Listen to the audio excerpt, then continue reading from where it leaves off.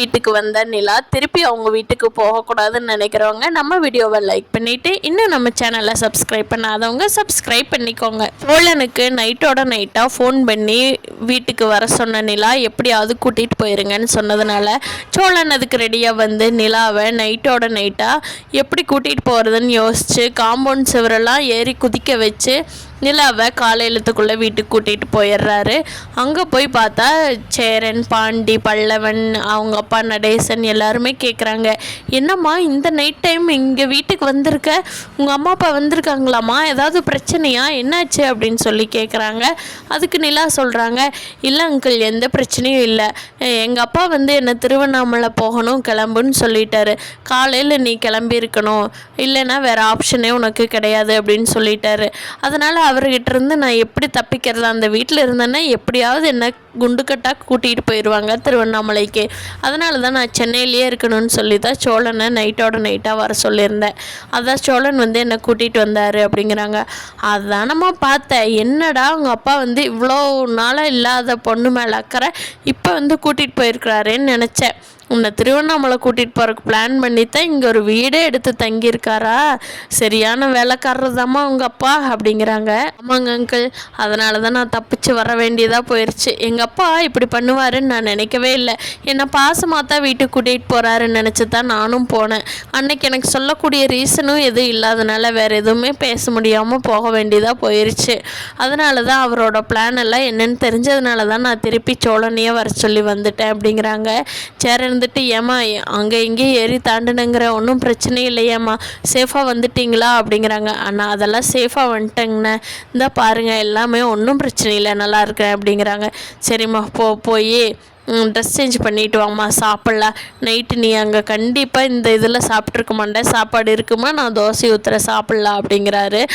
சரி நான் இந்தா வர்றேன் அப்படின்னு சொல்லிட்டு போயிட்டு வந்து நிலா சேரனோட சாப்பாட்டை எல்லாம் சாப்பிட்டு, அண்ணன் இந்த சாப்பாட்டை ரொம்ப மிஸ் பண்ணுறேன்னு, செம்ம டேஸ்ட்டாக இருக்குது அப்படின்னு சொல்கிறாங்க. ஆமாம் நீங்கள் எல்லோரும் சாப்பிட்டீங்களா அப்படின்னு சொல்லி நிலா கேட்கவும் எல்லோரும் நாங்கள்லாம் சாப்பிட்டோம், நீ என்ன சோழன் தான் சாப்பிடல அப்படிங்கிறாங்க. சோழன் வாங்க சாப்பிட்லாம், பார்த்தீங்களா உங்களை கேட்காம நானே சாப்பிட ஆரம்பிச்சிட்டு எனக்கு ரொம்ப நல்லா பசி சோழன், அதனால தான் அப்படிங்கிறாங்க. நிலா சாப்பிடு நிலா, உனக்கு இல்லாததா இந்த நான் வர சாப்பிட்றேன், அண்ணன் எனக்கு தோசை சுட்டு கொடுனே அப்படின்னு சொல்லி சோழன் சாப்பிட்றாரு. இப்படியே நிலா வந்ததுக்கப்புறம் வீடே கலகலன்னு சந்தோஷமாக மாறிடுச்சு. காலையில் தூங்கி எந்திரிச்சதும் தேனு காஃபி போட்டுக்கிட்டு நிலாவோட ரூம் போய் பார்க்குறாங்க. நிலாவை காணோம். அங்கே பாத்ரூமில் வீட்டோட வெளியில் எல்லா இடத்துலையுமே செக் பண்ணி பார்க்குறாங்க. நிலா நிலா நிலான்னு சத்தம் போட்டுட்டு எல்லா இடத்துலையும் கூப்பிட்டு பார்க்குறாங்க, எங்கேயுமே காணோம். வேகமாக போய் மனோகர்கிட்ட சொல்கிறாங்க நம்ம தேனு. அப்போது மனோகர் வந்து, என்னது நிலாவை காணாமா, என்ன சொல்கிற தேனு, நல்லா பார்த்தியா, ஆமாம் நைட்டெல்லாம் இருந்தாளா அப்படிங்கிறாங்க. தெரியலையேங்க, நாங்கள் தூங்கி எந்திரிச்சு இப்போ தாங்க காஃபி வச்சுட்டு போய் அவளை எழுப்புறேன், அவளை காணாங்க, எங்கே போயிட்டான்னு தெரில, காலையில் எப்போவுமே நான் தான் ரெகுலராக எழுப்புவேன், இப்போ பெட்லேயே காணோம், எங்கேயும் காணாமுங்க அப்படிங்கிறாங்க. தேனு வேகமாக ஃபோன் எடுத்துகிட்டு வா, ஃபோன் பண்ணி பார்க்கலாம் அப்படின்னு மனோகர் சொல்லவும் வேகமாக போய் தேனு ஃபோன் எடுத்துகிட்டு வந்து தர்றாங்க. நிலாவுக்கு ஃபோன் பண்ணி பார்க்கும்போது நிலாவோட ஃபோன் வந்து சுவிட்ச் ஆஃபில் இருக்குது. என்னது உள்ள ஃபோனு சுவிட்ச் ஆஃபில் இருக்கே, வீட்டுக்குள்ளே எங்கேயாவது ஃபோன் இருக்கான்னு சொல்லி 2 பேருமே போய் செக் பண்ணுறாங்க. வீட்டுக்குள்ளே எங்கேயுமே ஃபோன் எதையுமே காணோம். அவள் ட்ரெஸ்ஸெல்லாம் இருக்கான்னு பாரு தேனு அப்படின்னு சொல்கிறாங்க மனோகர். அவள் ட்ரெஸ் எல்லாம் பார்க்குறப்போ எல்லாமே பேக் பண்ணி அவள் கொண்டுட்டு வந்த பேக்கையும் காணோம். அப்போ நிலா வந்து கண்டிப்பாக ட்ரெஸ்ஸு எல்லாமே எடுத்துக்கிட்டு சோழனோட வீட்டுக்கு தான் கண்டிப்பாக போயிருப்பா அப்படின்னு சொல்லி மனோகர் சொல்கிறாங்க. அதுக்கு தேனு, ஏங்க அங்கே எதுக்குங்க போகிறா, அங்கே தான் டிவோர்ஸ் வாங்கிட்டு வந்துட்டாலையா, திருப்பி அங்கே எதுக்குங்க போகிறா அப்படிங்கிறாங்க. தேனு நீ பாரு வேணா, அவள் கண்டிப்பாக அங்கே தான் போயிருப்பா, நம்ம நைட்டு பேசிகிட்டு இருந்தது எதுவும் கேட்டுட்டாலும் என்னவோங்கிறது எனக்கு தெரியல, நம்ம திருவண்ணாமலை கூட்டிகிட்டு போயிடுவோம், போயிட்டோம்னா சென்னை வர முடியாது அப்படிங்கிறது அவளுக்கு தெரிஞ்சிருக்கு, அதுக்காக நைட்டோட நைட்டாக வீட்டை விட்டு கிளம்பி போயிட்டா தேனு அப்படிங்கிறாங்க. என்னங்க சொல்கிறீங்க, திருப்பியும் போயிட்டாளா, என்னங்க பண்ணுறது இப்போ அப்படிங்கிறாங்க. வா நம்ம பொண்ணு தானே கூட்டிகிட்டு வருவோம், என்ன சொல்கிறான்னு பார்க்கலாம், வா சோழனோட வீட்டுக்கு போகலாம் அப்படின்னு சொல்லி மனோகரன் தேனு கிளம்பிடுறாங்க.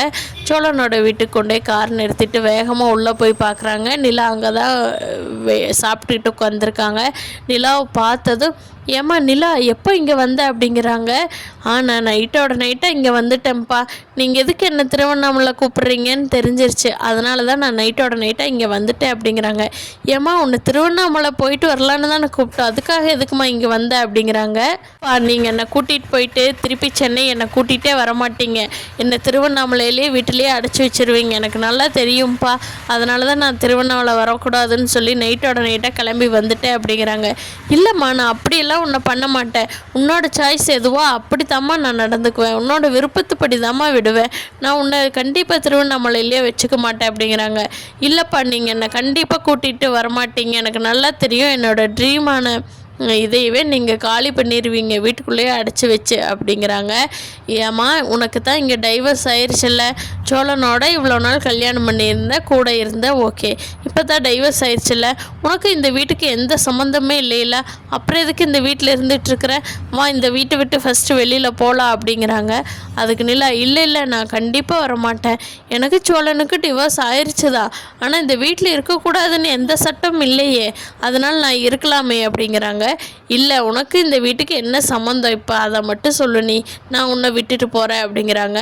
நிலா அதுக்கு என்ன ரீசன் சொல்கிறதுன்னு தெரியல, எதுவுமே சொல்ல முடியாது, ஏன்னா சோழனோட தான் டிவோர்ஸ் ஆயிடுச்சுல்ல, அதனால் அவங்களால எதுவும் சொல்ல முடியாதுங்கிறதுனாலையே மனோகர் திருப்பி அதையே கேட்குறாங்க.